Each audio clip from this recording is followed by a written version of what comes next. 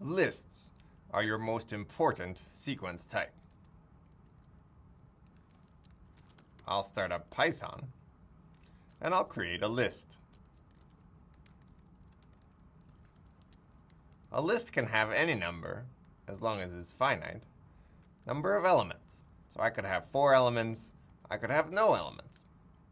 I could have 1 element, which is different than the number 1. So this is the number 1, and this is a 1-element list. So back to the first list that I created. Of course, when I create a list, I can bind it to a name. And then that name will be bound to that list value. Using element selection, I can retrieve particular values that are elements of the list. So odds 0 is 41, and odds 1 is 43.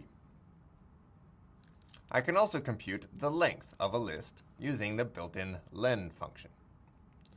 And I can combine these values any way that I want. So I can get odds 0 times odds 3 plus the len of odds. And each one of these actually just evaluates to an integer, which then get multiplied and added as you would expect. I can even put a compound expression inside the element selection operator's index expression.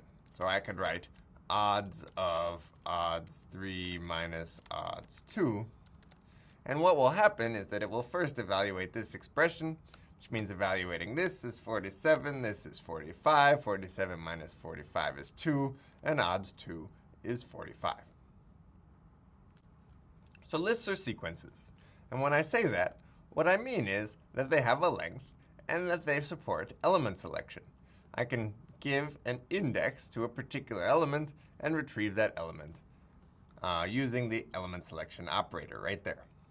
So remember, these are our two conditions of something being a sequence, is that they have a finite length and that there's an element corresponding to any non-negative integer index. Now there are other things you can do with lists besides compute their length or select elements. You can actually add lists together or multiply them by integers. So by multiplying 1828 by 2, I get 1828, 1828, which is just the same sequence twice. And if I add the sequence to 7 on the front, well, now I have a list of 10 things. I can also have elements of a list that are lists themselves. So here is a list called pairs, which has 2 elements, each of which is a list that itself has 2 elements. So if I get pairs 1, that will be the element at index 1, which is a list containing 30 and 40. And if I apply element selection twice in a row, first to get this list 30, 40, and then to get its 0th element, I'll get the number 30.